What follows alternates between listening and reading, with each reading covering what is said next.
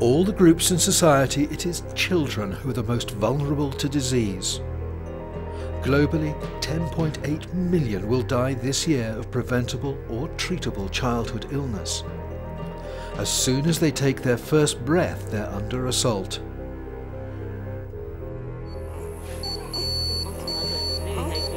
Winnie is just 3 months old. Her new life is in immediate danger and there's very little that can be done for her. She lies unprotected from one of the most pernicious illnesses in existence, pneumococcal disease. Pneumococcal disease is a huge global health problem, killing as many people as malaria. Unlike malaria, it's preventable today.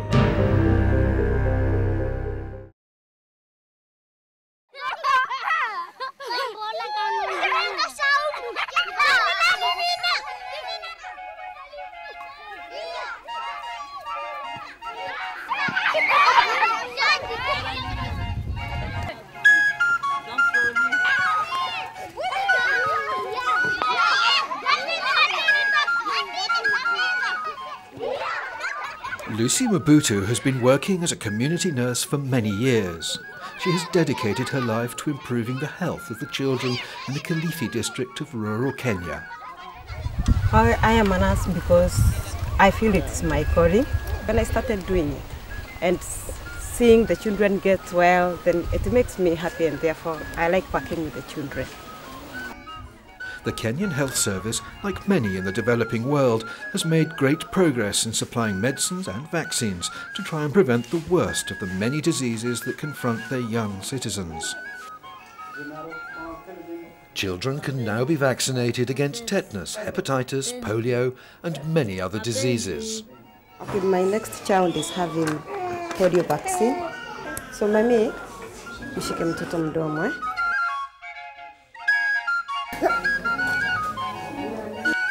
Pole. Okay. This child today is receiving the anti-measles vaccine. It is the last vaccine that we give in our national immunization schedule here in Kenya. It protects. But despite all this good work, there are limits. Some organisms still lie outside the safety net. Indeed, some of the most lethal have not yet been tamed. And one of the deadliest is carried by up to 80% of the population. In otherwise healthy individuals, it lurks undetected in the back of the throat. The bacteria Streptococcus pneumoniae, otherwise known as the pneumococcus. If it jumps the mucosal barrier and enters the body for real, then the carrier is in terrible danger. For the pneumococcus can cause two recognized lethal conditions: meningitis and pneumonia.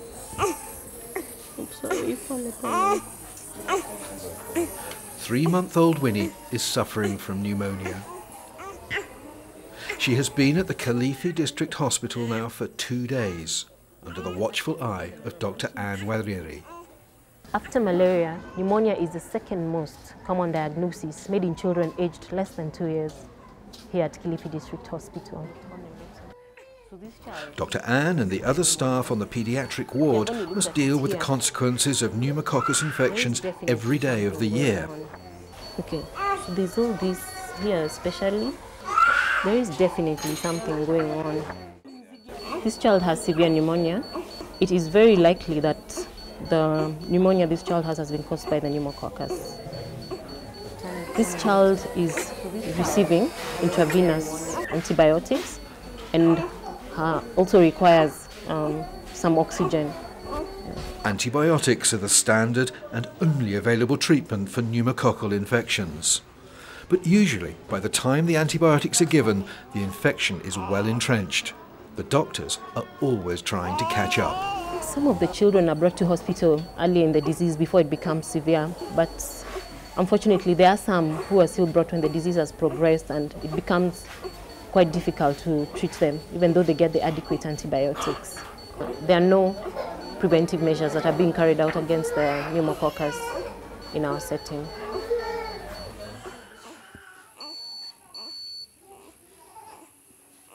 physiotherapy. If he's to walk, he'll walk on his tiptoes. Meningitis patients are also vulnerable to the medical community's reliance on antibiotics. Clay Lewis suffered an attack of meningitis 2 years ago. Thanks to antibiotics, he survived, but the damage was already done. He has never fully recovered. Streptococcus pneumonia is the leading cause of meningitis in children in this area. And see, relative to his age, he's 3.5 years. His head circumference is just that of a 1-year-old. There are limits to the use of antibiotics, especially if the infection has already progressed and caused complications. He cannot speak, though he can see and hear. He still controls his neck very poorly, like an infant. He has to be fed by the parents. Once children develop complications arising from meningitis, this is going to affect them for the rest of their lives. For those tasked with helping these victims of the pneumococcus, it is difficult to remain unaffected by what they see. I think I would describe the feeling that I have as being helpless, because we see these children when they have already developed the disease. All you can do is give them the antibiotics and wait for them to work and see the children day after day. And it's not good. It's not good. Another statistic is added to the millions of infants worldwide killed by pneumonia this year. Winnie Mwachifweya gave up her struggle for life just 3 hours later. But the balance in the fight against the pneumococcus is now changing. Research in recent years may well reshape the battlefield. Research being carried out in South Africa.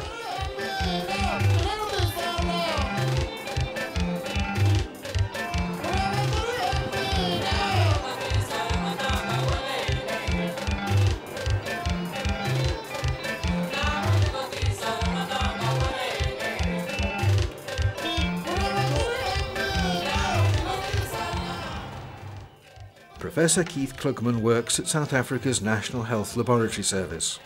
For many years, he's been in the forefront of the fight against the pneumococcus. My interest in dealing with infectious diseases is related to the fact that I'm a South African. Living in South Africa and practicing medicine in South Africa, one is acutely aware of the major infectious disease problems in developing countries. Pneumonia is an under-recognized problem. It's this huge cause of death, and yet there are very few people working on pneumonia. Infectious diseases are much more of a problem in developing countries. One of Dr. Klugman's key areas is that of antibiotic resistance.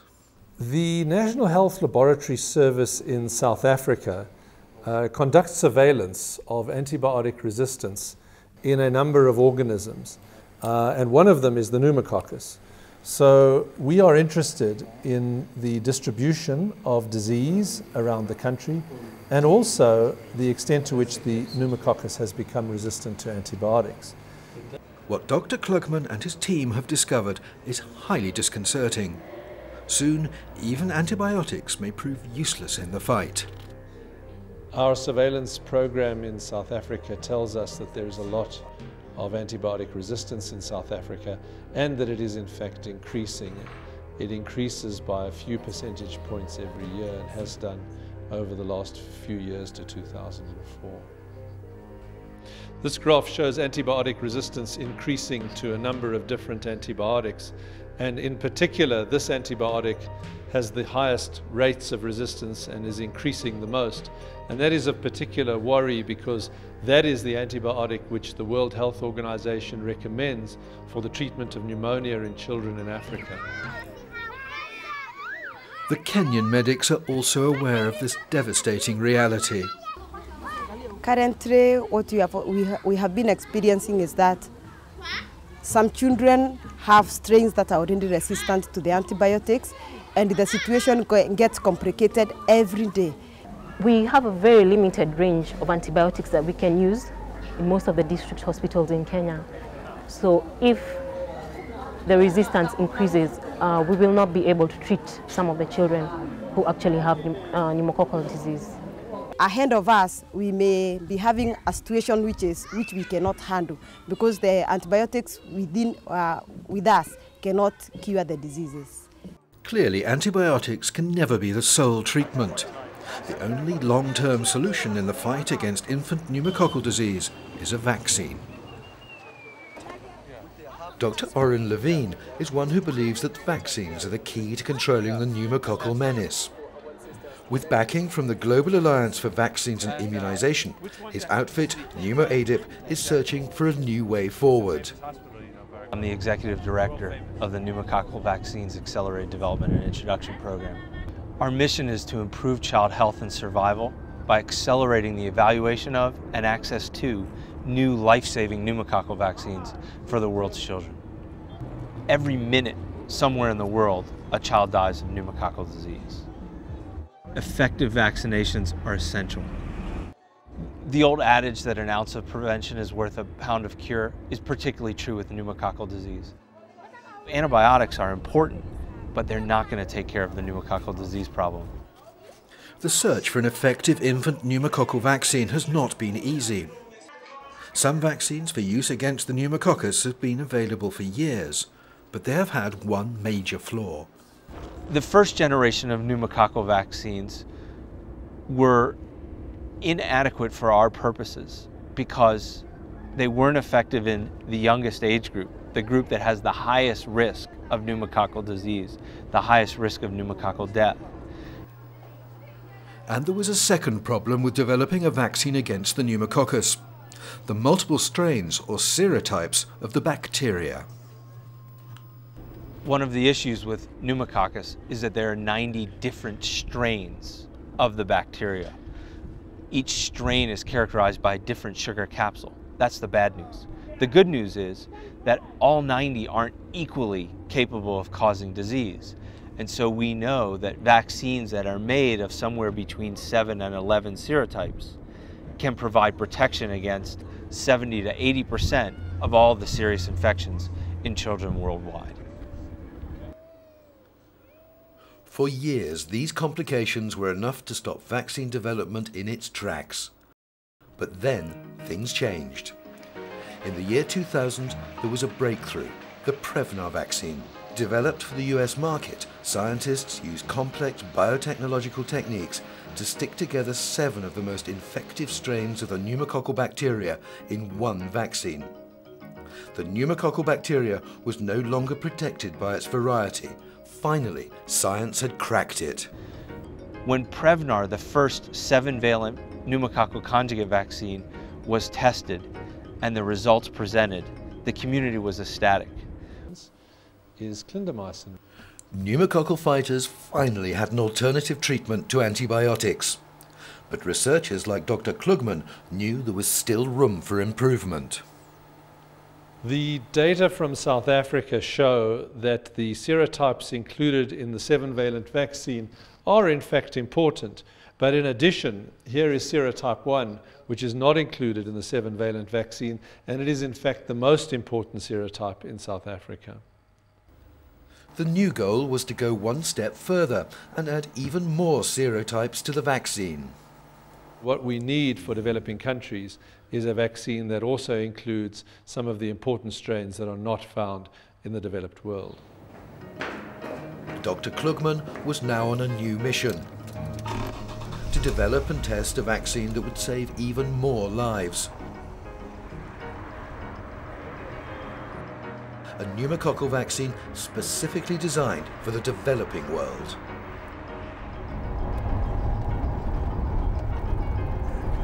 The clinical trial would take place at the Baragwanath Hospital in Soweto, the largest hospital in the Southern Hemisphere.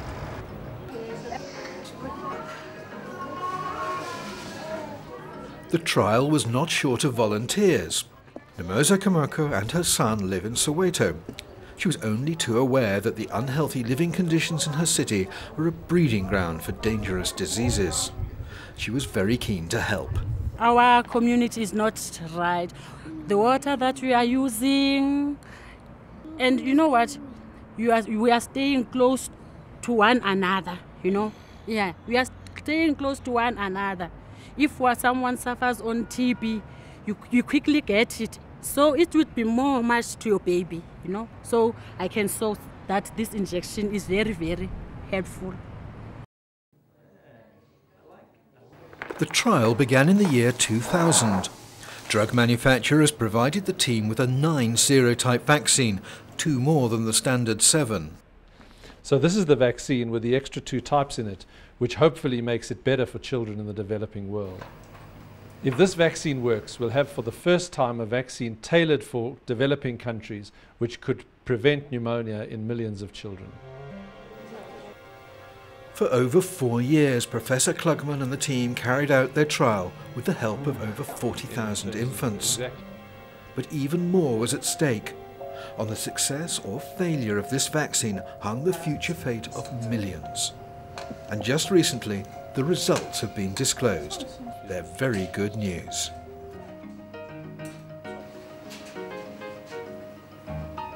We were delighted with the results of the trial.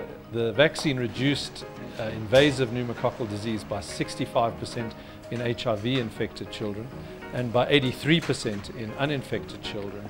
In addition, the vaccine reduced pneumonia by 25%, which was a very important result for us. Dr. Levine has now seen for himself the success of the 9-valent vaccine trial. And what happens next is his responsibility. It is his job to ensure that this groundbreaking work benefits as many children as possible.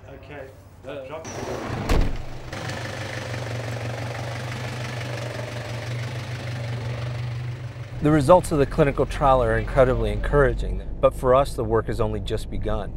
And so what we're doing is racing to try and make sure that this vaccine gets out to the children who need it the most as quickly as it can.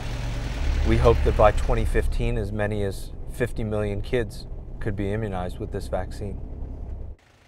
My biggest fear is that in spite of vaccine trials like the one here in Soweto that prove that the vaccine can protect children, 10 to 15 years will pass before we get these vaccines used where they're needed the most, that is in the developing world.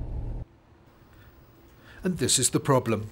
Without proof of demand, neither governments nor pharmaceutical companies are going to invest the millions of dollars necessary to produce or provide the new pneumococcal vaccine.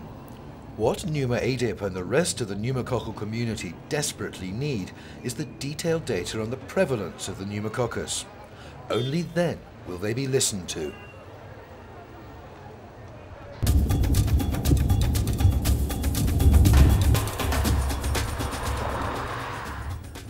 Dr. Wame Maranga is the director of NetSpear. He's at the sharp end of the campaign to bring the new vaccine to the developing world. My drive is the imagination of the contribution we're going to have upon the introduction of pneumococcal vaccine. We're going to save millions of lives. Funded by Pneuma-ADIP, NetSpear aims to emulate the work of the National Health Laboratory Service in South Africa and create an accurate map of the prevalence and virulence of the pneumococcus in the East African region. At the moment, not much is known about the pneumococci in the region. NetSpear is going to contribute to the generation of very important data which will enable the making of the decision as to whether we need to introduce the pneumo vaccine. To do this, they're travelling around the whole East African region, educating lab staff in numerous hospitals on how to improve detection of and share information on the spread and variety of the pneumococcus. Soon, it will have nowhere to hide. Definitely, there are very many challenges when you're doing this kind of work. It is a multi-country project. You have to deal with bureaucrats in all the countries involved. You have to try and address the issue of intercultural, cross-cultural communications, and also the specific hospitals have varying capabilities. Here at the Machakos Hospital in Kenya, Wame has organised a demonstration of a new test for detecting and identifying bacterial agents. When's the checklist? Yeah, fine. Good. Today we are here to demonstrate a new technique for detecting meningitis-causing organisms. So I have come with Joe Udo, who, as you know, is our microbiology consultant, and he'll do a demonstration on how you carry out latex testing. Not just CSF, you can also test blood cultures, and also For many years, these lab facilities have not been the priority of the health services, and so bringing them up to scratch and changing the culture of the technicians is hard work. This only tells you that the antigen Streptococcus pneumonia is there. It doesn't tell you that the bacteria are alive, but they are there in enough quantities for us to be able to detect them. Little by little, these initiatives will produce more detail for the map of pneumococcal infection. And Netspear hopes to eventually provide enough data to prompt the big players into action. It is slow, painful work, but Wame is optimistic. The future in the fight against pneumococci is great. We have a vaccine in place. We are collecting the data, and we think that in a very near future, we shall have a vaccine saving millions of lives in this part of the world. And Orange shares his positive viewpoint. My hope is that if we're successful, we can accelerate the use of this vaccine in the world's poorest countries by as much as 10 years over what's historically been seen, and we might start saving lives as early as 2008.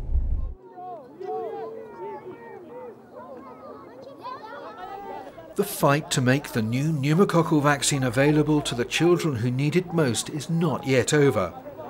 But the argument is being won, and those in the front line are in no doubt about the necessity of bringing it to them as quickly as possible.